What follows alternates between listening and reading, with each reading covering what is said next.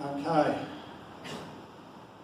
This morning we start the second in our series of messages on the life of David. Today I want to talk to you about how to kill your giants.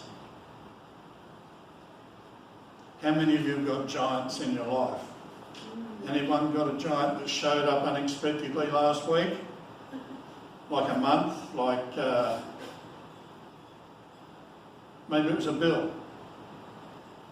A giant bill. Maybe it was a doctor's report, a very nasty giant doctor's report, or maybe it was a problem in your family or with your job, something that's trying to attack you and bring you down. Well, when we look at this part of David's story in 1 Samuel 17, this is an outline on how to take out the giants that are in your life. It's the profile of a giant killer.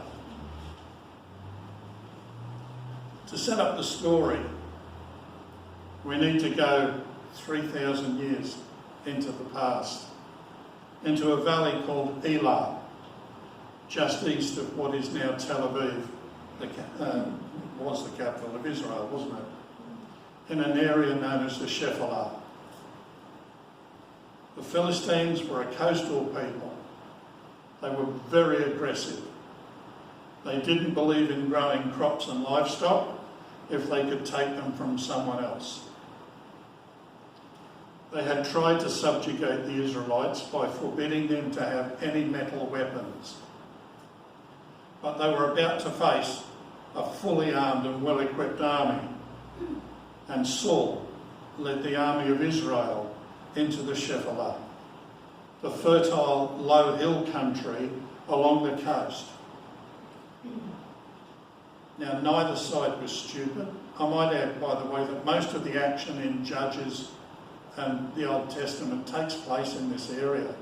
It's very rich in stuff before David made Jerusalem the capital, which is over on the eastern border of Israel. Most of the action in the Old Testament took place in the Shephelah. It's this hill country that's the full length of the coastline of Israel.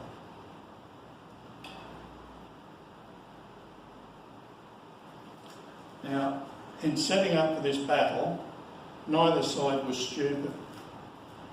They knew and understood the terrain, and they knew how to select good terrain for fighting. The Philistines camped on top of a hill. And Saul and the men of Israel were gathered together, and they encamped in the valley of Elah and drew up in a battle array against the Philistines. The Philistines stood on a mountain on one side, and Israel stood on a mountain on the other side, with a valley between them. I might add, for mountain you can substitute large hill. Okay? The Valley of Elah is still there today, and you can go to the very spot where this confrontation took place.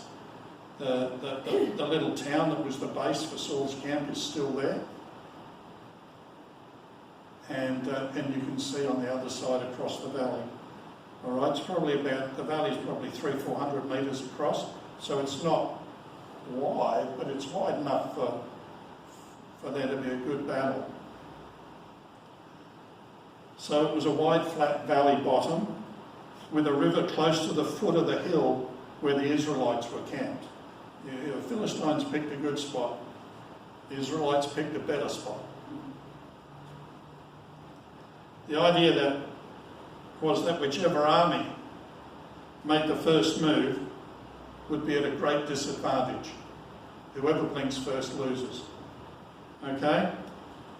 They would have to cross the river, which would have still carried some water in the springtime.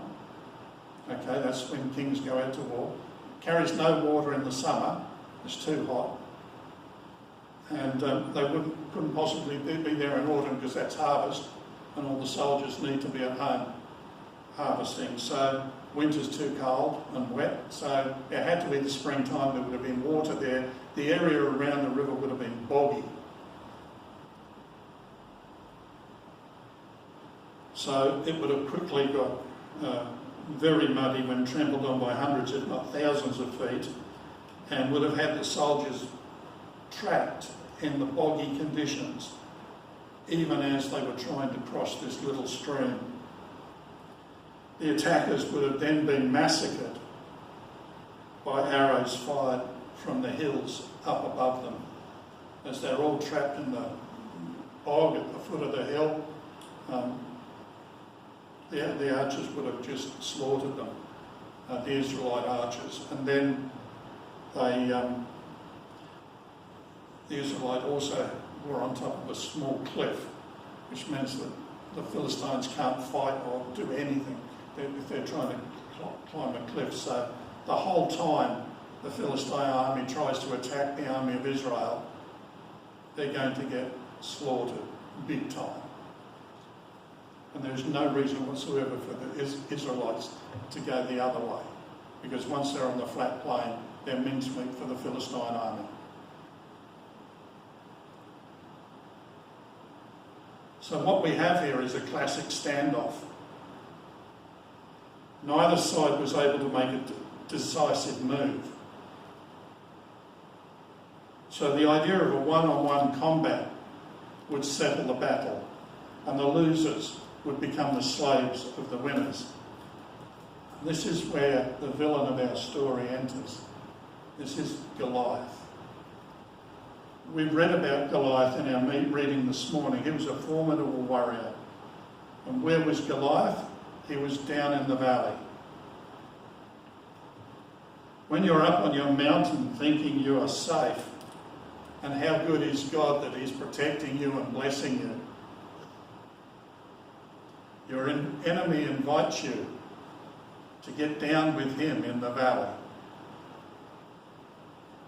Whatever giant you're facing in your life, whether it's financial, medical or family troubles, your enemy is always trying to get you to focus on him, trying to get you down into the valley.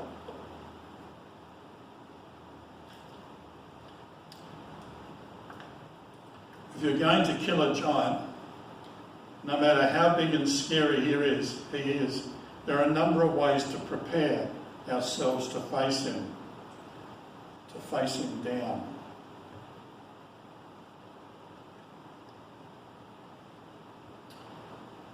How do you see God?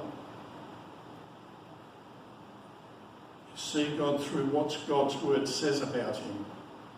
If you see God as a mad God, an angry God, a bad God, or a sad God, or a defeated God, or a dead God, which he's not. He is alive, and he's looking for anyone who's ready to call on his help. The Lord is searching to and fro for giant killers, looking for those who will rise up and say, "My God is able. He is mighty to save.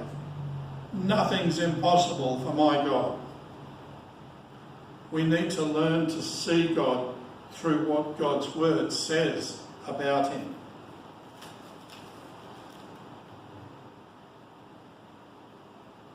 Next, we need to see ourselves through what God's word says about you. David's courage came not from seeing himself through what God's word had said about him. You need to see yourself, you and I, we have to see ourselves through the lens of what God's word says, not what people say to us, not what we think about ourselves, but what God says. And what does he say? He says you're fearfully and wonderfully made. You're valuable. You're more than a conqueror.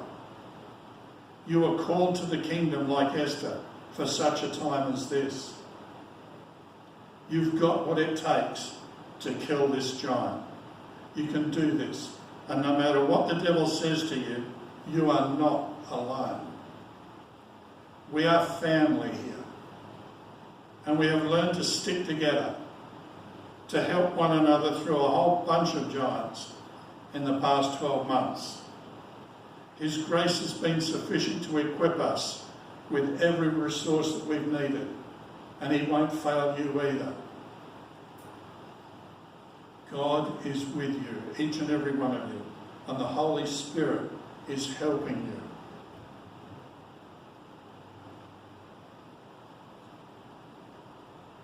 Next, we need to see circumstances through what God's word says about them.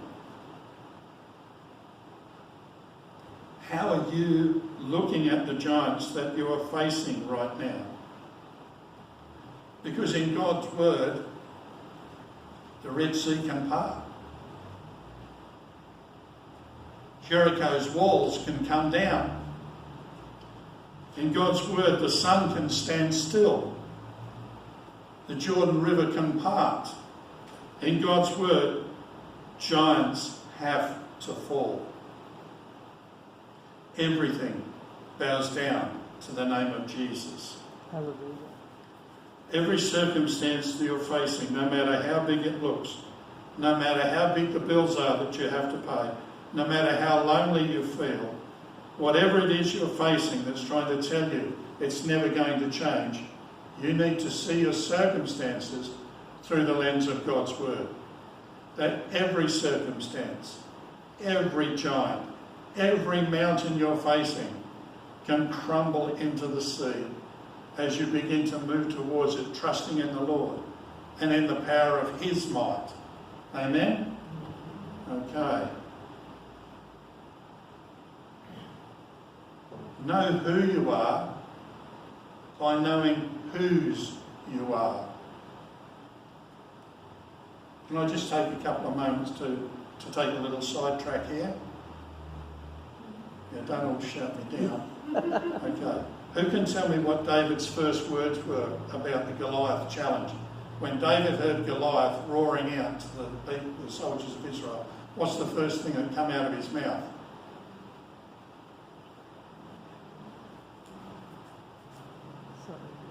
Who is this uncircumcised? That's the second thing he said. The second thing he said was, who is this uncircumcised Philistine? Right? What was the first thing he said? You don't remember? Okay.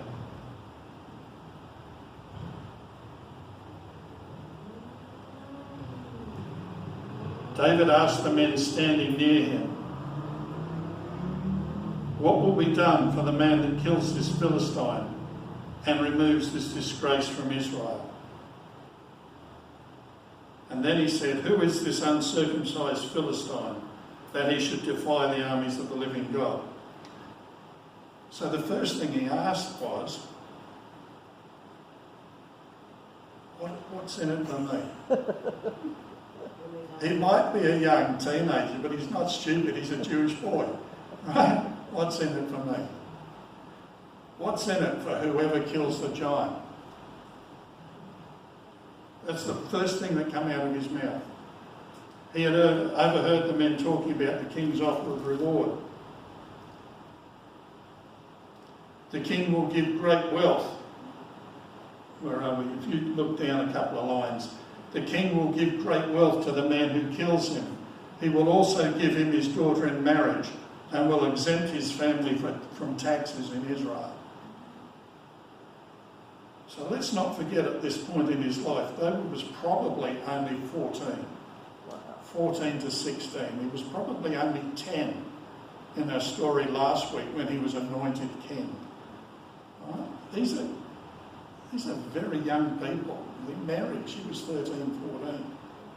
Right? So 14 to 16-year-old, give or take a year. As young as he was, he knew a good thing when he heard it. In verse 25, he says, wait a minute, what's going to happen to the person who kills this giant? And they said, well, if you kill the giant, there's a reward. They said, the king will give whoever takes out the giant one of his daughters as a wife, and he'll give him and his family, his entire family, exemption from paying taxes. So if you kill this giant, you change your financial status. And just think about this in terms of the giant that you're facing. It changes your financial status. If you kill this giant, for David anyway, it changed his marital status. If you kill this giant, you will change the trajectory of your destiny. You'll move from the shepherd's fold to the palace.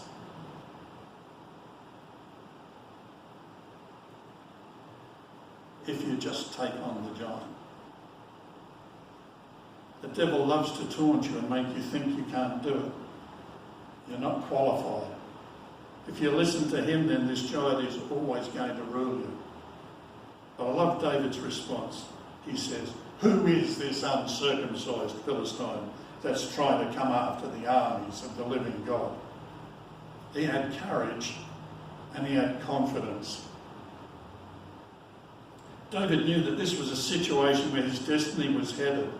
He knew that his real enemy was not his mean-mouthed brothers or the sceptical king, but the giant in the valley. It wasn't those up there that were just backbiting and telling him he was 7 sorts of a fool.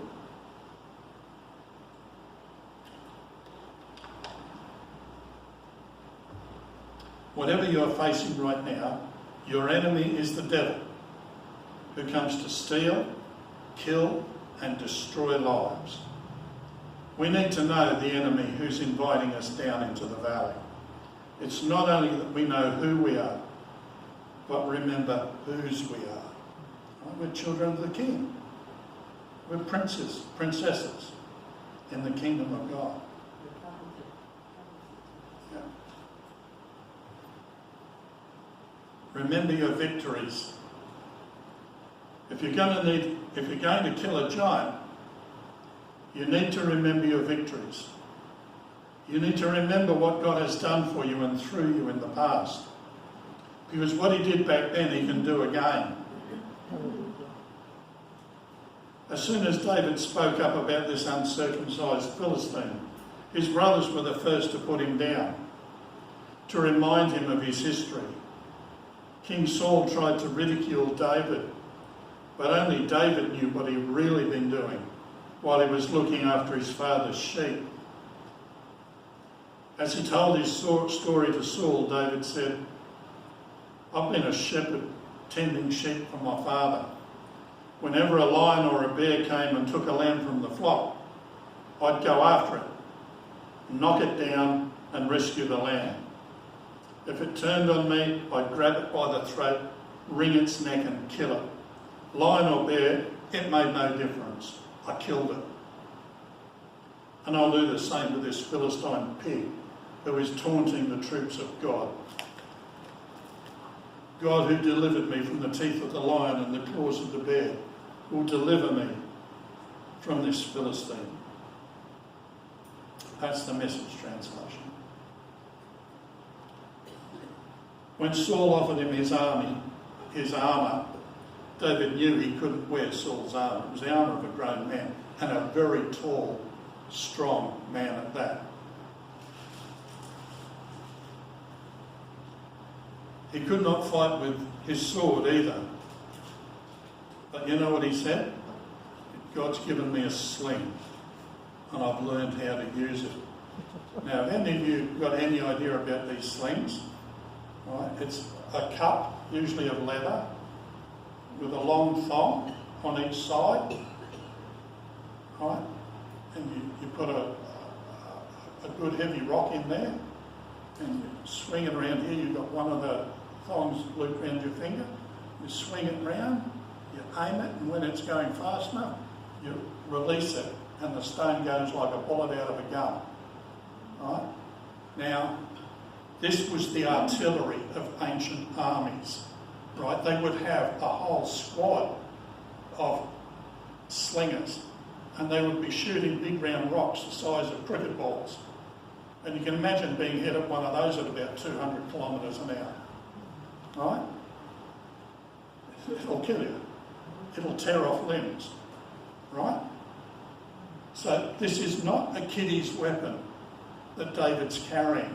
He's used it to knock off rabbits, foxes, probably knock birds out of trees for tea. Middle Eastern kids are still doing this today. Right? It might have not have been a full-size military one, but it wouldn't have been much smaller. Right? And the rock would not have been a tiny little round marble either. Right? It would have been a serious, serious rock, okay, that come out of that sling. So David moved towards Goliath. And he went down into the valley, and he carefully selected 5 heavy, smooth, round stones from the riverbed.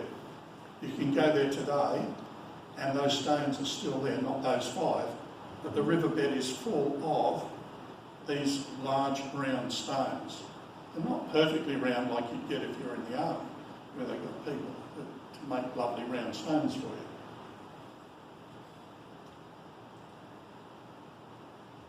And then he took his stones and his sling, and as he moved towards Goliath, Goliath moved towards him. So Goliath is coming at David across the plain. David's at the creek. Maybe he crossed it, maybe he didn't. Right?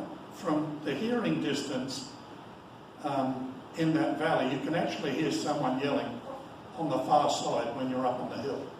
The acoustics in that area are absolutely remarkable. If you want to have a look at Sergio and Rhoda on YouTube, they actually do this. Rhoda stays on top of the hill, and Sergio goes to the bottom of the hill, then the middle of the valley, and then to the far side, and she can still hear clearly every word he yells at her from the opposite side of the valley. Just remarkable acoustics. So, did David cross the stream? He may well have done.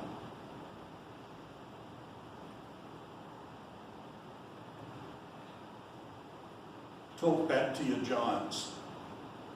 So when you've got those voices in your head telling them that you'll never get through this, telling you that you're not good enough, you've never been good enough, telling you what you've done that's going to stop God from loving you, telling you that you're never going to find a wife or a husband, right? Telling you all these things, that your children will never be saved. When you hear all those voices in your head, you need to talk back to your giants. So Goliath, sneering in contempt at this ruddy-faced boy, says, "Am I a dog?" He roared at David, "that you come at me with a stick?" He still had his little shepherd stick. And he cursed David by the names of his gods. "Come over here, and I'll give your flesh to the birds and the wild animals," Goliath yelled. And David replied to the Philistine, "You come to me with sword, spear and javelin, but I come to you in the name of the Lord of heaven's armies, the God of the armies of Israel, whom you have defied. Today the Lord will conquer you, and I will kill you and cut off your head, and then I will give the dead bodies of your men to the birds and the wild animals, and the whole world will know that there is a God in Israel, and everyone assembled here will know that the Lord rescues his people, but not with sword and spear. This is the Lord's battle, and he will give you to us." So in all those pictures that you see of David whirling his slingshot and hitting Goliath from like where Frankie and Sharon are, that close range, right? That's nonsense. The man was a grown warrior. He had a javelin, right? And he was probably lethal with that thing to about 30 metres. All right? There is no way David would have been stupid enough to get within javelin range of a trained warrior, right? So give him, say, 40 metres out, right? Now, David's response is a real key here on how to kill the giants in your life. They want to intimidate you and to silence you. They want to shut you up. They want to put you in a corner. They want a silent church. The devil wants to silence the churches in Australia. He wants to stop the church from talking about things we need to talk about. The devil has had a good run until now, but we have to look at David. I love how David talked back to the giant. You need to talk back to your giants. Don't let the giants do all the talking. When you're going down to the valley, you need to control the volume. And you need to control the narrative. You need to control the story that's going on down there, just like David did. The battle belongs to those who pray and praise. The prayers and the praisers.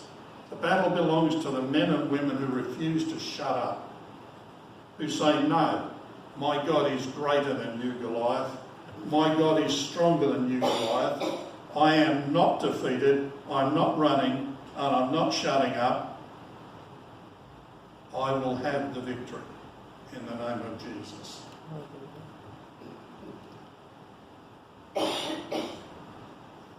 This is our last point. Attack the giant quickly.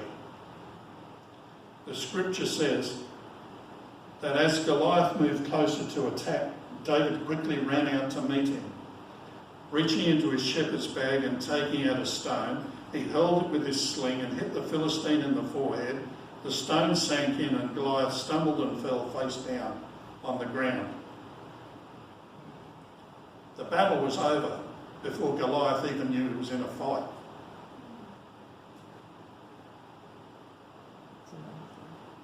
David said, today the Lord will conquer you and I will kill you and cut off your head.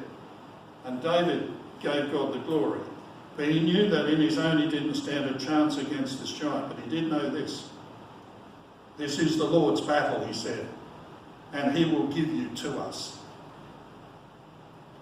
The thing about a battle is that it requires two sides to fight.